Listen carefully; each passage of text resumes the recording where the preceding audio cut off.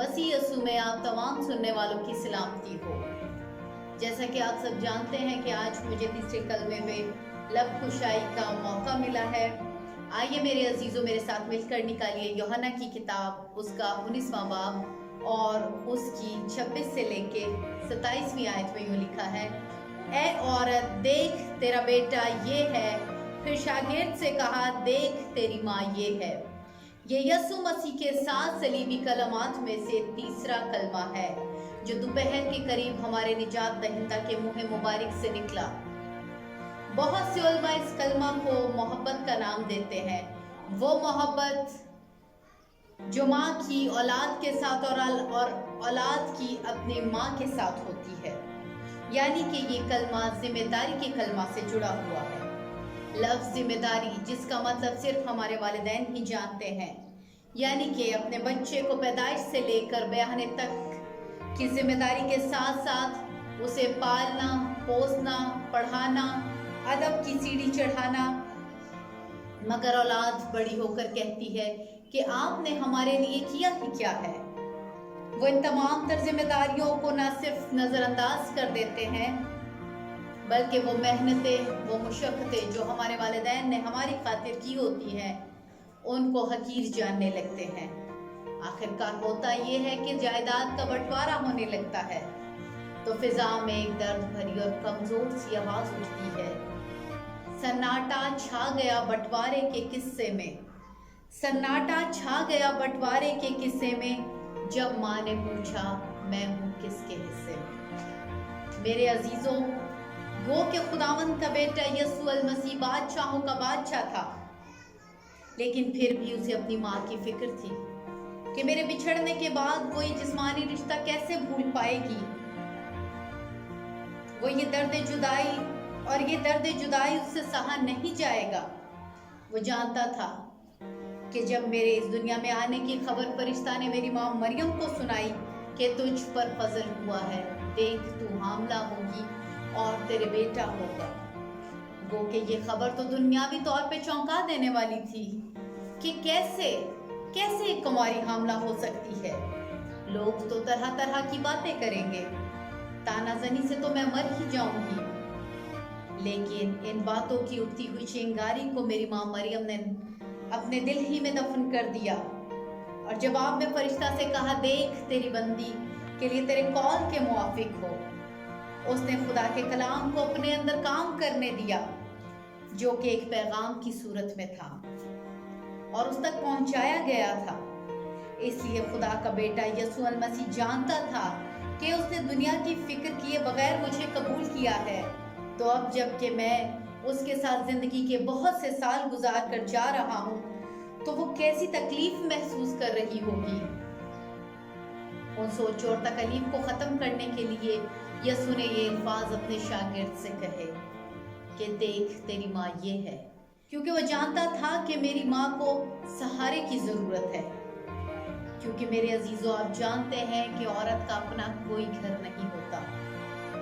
باپ کے گھر میں وہ پرائی کہلائی جاتی ہے، شوہر کے گھر میں وہ تمام تر زندگی اپنے بچوں اور اپنے شوہر کے لیے وقف کر دیتی ہے، اور جب اسے خدمت کروانے کا وقت آتا ہے، یعنی کہ موقع ملتا ہے، تو تب وہ کبھی ایک بیٹے کے در پہ تو کبھی دوسرے بیٹے کے در پہ پڑی نظر آتی ہے اور سوچتی ہے، بچپن میں تو سب کہتے تھے ماں میری ہے، ماں میری ہے۔ بچپن میں تو سب کہتے تھے ماں میری ہے، ماں میری ہے، پر اب بڑے ہو کر کہتے ہیں ماں تیری ہے، ماں تیری ہے۔ میرے عزیزوں، گو کہ اس وقت یسوع المسیح نہایت کرب سے گزر رہے تھے، تو بھی اپنی ماں کا خیال رکھنا نہیں بھولے، پر ہم بہت اچھے حالات میں بھی اپنے ماں باپ کو چھوڑ جاتے ہیں تاکہ وہ اپنی بیماری ہی میں مر جائیں۔ ہمیں اس بات سے یسوع مسیح سے نمونہ لینا چاہیے۔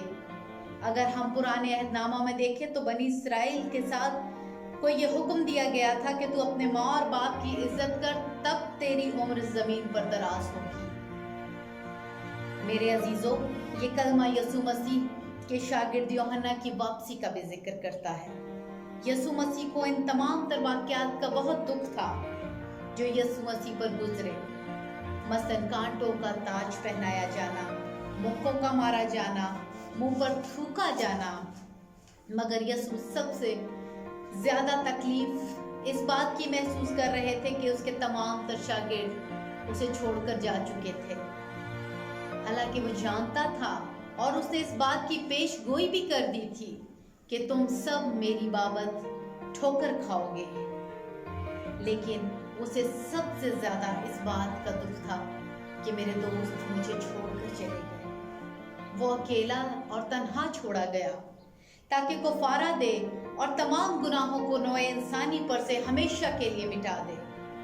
तमाम शागिर्द तो भाग गए और वापस ना आए, मगर यूहन्ना इनमें से वाहिद शागिर्द था जो वापस आया और गलगता के मकाम पर यीशु की मां मरियम के मद्दे मुकाबिल मौजूद था।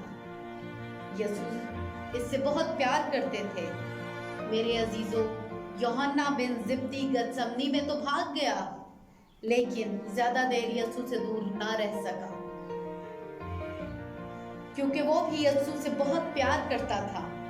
इसी सबब यीशु ने जब सलीब पर से निगाह की और यूहन्ना को अपनी माँ के और अपने करीब खड़े देखा तो बड़ी खुशी महसूस की और अपनी माँ और अपनी जिंदगी के इन आखिरी अयाम में यूहन्ना को एक तोहफा दिया, और वो तोहफा ये था कि अपनी माँ की हिफाजत की जिम्मेदारी यूहन्ना को दी। ये कलमा यीशु मसीह की होशमंदी की तस्दीक करता है कि वो इतनी तकलीफ में होश से काम ले रहे थे, पर आज की औलाद होश में भी अपनी सुध बुध गंवा देती है और ना जाने किन जिम्मेदारियों पर अपनी निगाह लगा देती है। इसी दुनिया में जन्नत है, इसी दुनिया में दोज़ख है, इसी दुनिया में जन्नत है, इसी दुनिया में दोज़ख है। यहाँ होते हैं सबके फैसले, ये वो अदालत है। मेरे अजीजों, यीशु ने अपनी माँ मरियम की जिम्मेदारी यूहन्ना को देकर अपनी होशमंदी का सबूत दिया। उसने न सिर्फ रूहानी अमूर को पाए तकमील तक पहुंचाया, बल्कि दुनियावी जिम्मेदारियों को भी अहमियत दी और अपनी माँ की सरपरस्ती का इंतजाम किया। वो कि उसके पास कोई जायदाद ना थी जो कि वो अपनी माँ के लिए छोड़ के जाता, लेकिन उसे अपनी माँ की फिक्र थी और उस फिक्र को उसने एक जिम्मेदार शख्स के सुपुर्द किया जिसके अंदर वफादारी की रूह थी।